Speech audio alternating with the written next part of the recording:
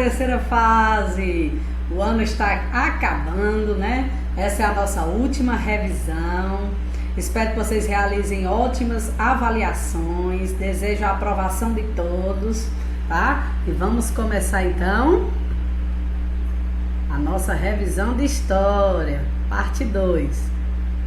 Esse é um momento, né, de relembrar os conteúdos. E quais serão esses conteúdos a serem relembrados? Hoje eu trago aqui para vocês os seguintes assuntos: a colonização espanhola, a colonização portuguesa e a colonização holandesa aqui no Brasil. Então vamos lá ver o que tinha em comum e entender também esse processo de colonização. Começando aqui pela colonização espanhola, nós temos aqui a população indígena, que foi a que mais sofreu com esse processo de exploração, de colonização dos espanhóis aqui na América, no Novo Mundo. Por quê, pessoal? Veja aqui, ó, nessa própria imagem a gente vê o que? Muitos indígenas nativos que foram dizimados, que morreram não só devido a guerras entre os espanhóis e os nativos, mas também muitos se suicidaram, outros morreram com as doenças que foram trazidas pelo homem branco, né?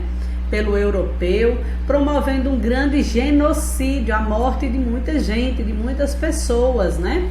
Então, por meio de guerras de conquista, de doenças trazidas pelos europeus, estima-se que mais de 50 milhões de pessoas, né, nesse processo de colonização espanhola, teriam vindo a morrer por diversos fatores, né? Como é que se organizava a sociedade colonial espanhola? Veja só, nós temos primeiramente os chapetones, que eram os espanhóis que vieram viver nas colônias do Novo Mundo, né, nos países colonizados pelos espanhóis. Esses eram chamados de chapetones. Nós tínhamos os crioulos, tá? Que eram descendentes de espanhóis que nasceram já aqui no Novo Mundo, na América. Tínhamos os mestiços, que já era a mistura de quê? Esses mestiços do próprio nativo com os crioulos ou com os próprios chapetones, e os nativos que não se misturaram, que são os nativos indígenas, né? E fora esses também foi trazida a mão de obra escrava africana para trabalhar nas colônias, né? Principalmente nas monoculturas. E como isso se deu? É importante lembrar que os espanhóis criaram dois impostos: a mita e a encomenda, né? A encomenda eram os tributos pagos à coroa espanhola para adquirir um grupo de indígenas, tá certo? E eles poderiam promover isso pacificamente por meio da catequização. Já a mita, sorteavam-se alguns indígenas em suas comunidades e os obrigavam a trabalhar em outras regiões da colônia, né? Esses indígenas também eram chamados de mitaios e recebiam um salário ínfimo, baixo, para exercer esse trabalho. Um salário pequeno. Já no Brasil, a colonização portuguesa, já que o Brasil foi colônia de Portugal, começa com a chegada, né, de Cabral. Mas, de fato, inicialmente se praticou apenas o escambo de pequenas mercadorias e depois do pau-brasil, até ser introduzida a monocultura da cana-de-açúcar. Então, o que nós temos aqui, ó? 13 embarcações partiu de Portugal sob o comando de Pedro Álvares Cabral. Antes de chegar ao seu destino, que na verdade eles erram o caminho, porque eles queriam fazer o mesmo percurso de Vasco da Gama e chegar a Calicut nas Índias, errou os caminhos e chegou em 22 de abril de 1500 no Brasil, tá certo? E aí começa a nossa história, né? Lógico que o Brasil já tem a história dos indígenas, dos nativos. Começa a história a partir da colonização portuguesa aí com duas práticas econômicas, que foi a extração do pau-brasil, a prática do escambo, da troca de mercadorias com os indígenas, e depois a introdução da monocultura da cana-de-açúcar.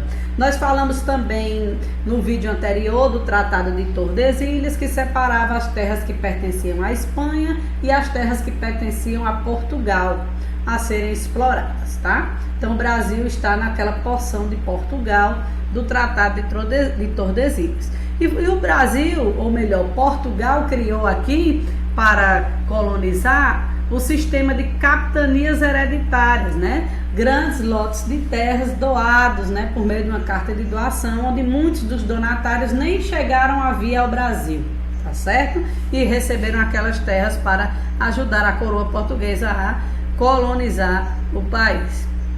Nessa imagem nós temos as duas práticas econômicas, a extração do pau-brasil e a monocultura da cana-de-açúcar. Para trabalhar foi praticado o tráfico de escravizados, né? O tráfico negreiro, né? Nos navios tumbeiros, né? E aqui nós temos essa prática, que é a principal mão de obra introduzida para trabalhar principalmente nos engenhos de cana-de-açúcar, foi a mão de obra escrava africana.